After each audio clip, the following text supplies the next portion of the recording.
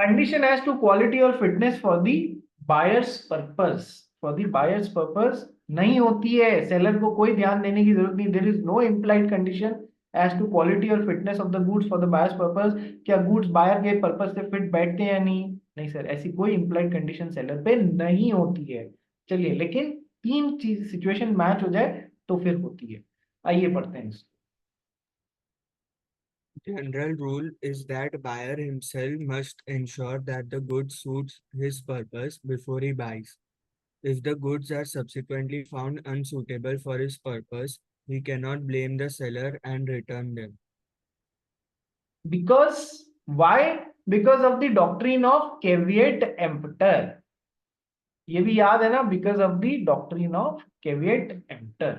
ठीक है, let the buyer himself be beware और अवेयर। बहुत पढ़ चुके हैं और टाइम खराब नहीं करेंगे उस पर। आगे बढ़ गई। There is an implied condition as to reasonable quality or fitness of goods if अब ये एक्सेप्शन की बात कर रहा है सर। वैसे तो नहीं होता है, but there will be an implied condition if 1, 2 and 3 these three conditions are satisfied, these three situations are satisfied, तो फिर हो जाएगी। तो फिर सेलर को ध्यान रखना है। पढ़ वही पहली।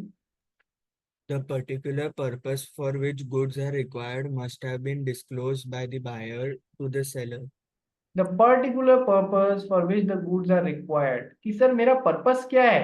सेलर ने बायर को अपना पर्पस बताया कि मैं कपड़ा इसलिए खरीदना चाह रहा हूँ कि मुझे उससे कैप्स बनानी है, या मुझे उससे क्लोथ बनाना है, ये सॉरी कोट बनाना है। तो उसने अपना पर्पस रिवील किया सबसे पहली बात, ये जरूरी है।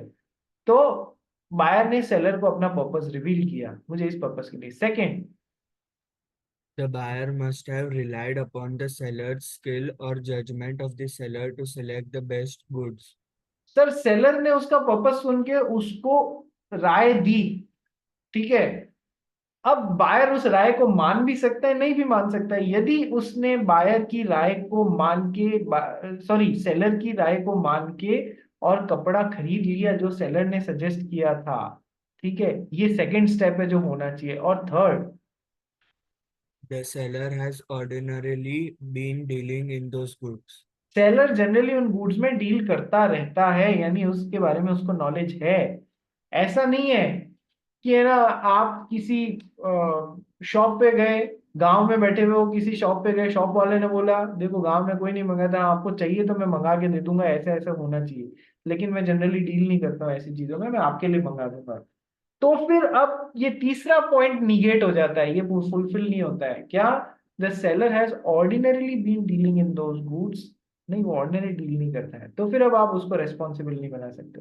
लेकिन यदि सेलर ऑर्डिनरी उन गुड्स में डील करता रहता है, तो फिर तीसरी कंडीशन भी फुलफिल हो जाएगी। अब ये तीनों फुलफिल हो गई, तो अब फिर opposite, now the seller will be responsible to supply the goods which are fit for buyer's purpose. ठीक है, नहीं किए तो फिर implied condition as to quality और fitness for buyer's purpose fulfil नहीं।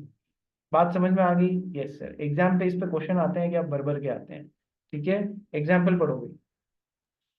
A, while purchasing a hot water bottle from B, a chemist asked whether it will stand boiling water. B sold an American rubber bottle saying that it will stand hot but not boiling water. The bottle burst and injured his wife. The jury found that the bottle was not fit for use as hot water bottle. Held B was liable for damages. देखो, ए ने B से, chemist जो है उससे hot water bottle purchase करने की बात बोली। ठीक है, और उसने केमिस्ट से पूछा क्या ये बॉइलिंग वाटर को झेल जाएगी, ये बॉटल, रबड़ बॉटल जो है। तो केमिस्ट ने बोला कि सर ये हॉट वाटर तो झेल जाएगी, लेकिन उबलता हुआ, बहुत ज्यादा उबलता हुआ बॉइलिंग वाटर नहीं झेल पाएगी बॉटल, ये इस लायक नहीं। तो sir bottle bursted and injured his wife. ठीक है sir, jury found that the bottle was not fit for use as even hot water bottle, से बॉइलिंग तो छोड़ दो, हॉट वाटर बॉटल जैसे भी काम की नहीं थी। ठीक है, तो सर क्या तीनों पॉइंट्स फुलफिल हो रहे हैं? क्या बायर ने सेलर को अपना पर्पस बताया, हाँ सर मुझे एक हॉट वाटर बॉटल चाहिए, ठीक है, पर्पस बता रहा है ना? Yes sir. सेकंड, तो केमिस्ट से पूछा क्या ये झेल जाएगी, केमिस्ट की ओपिनियन ली, देखो बॉइलिंग तो नहीं पर हाँ हॉट जरूर झेल जाएगी। तो उस बेसिस पे उसने परचेस की, हाँ सर करी। तो सर बायर, सेलर ने बायर को ओपिनियन दी जिस पे बायर ने रिलाई की, ये वाला पॉइंट भी पूरा हो गया, ठीक है। तो सेलर उस चीज में ऑर्डिनरी डील करता रहता है। Chemist hot water rubber bottles में डील करते रहते हैं या नहीं करते रहते हैं? हाँ सर करते रहते हैं। तो क्या उसका नॉलेज नहीं होगा उसका? हाँ सर होगा। तो सर अब तीनों पॉइंट्स फुलफिल हो गए, तो सर ये एक्सेप्शन में कवर हो गया। Now chemist would be responsible to see that bottle is fit for his purpose, ठीक है। नहीं उसने आर्डेगट अपनी चीज बेचने के लिए, केवल सौदा पटाने के लिए ऐसे बोल दिया, ऐसा नहीं चलेगा, ठीक है।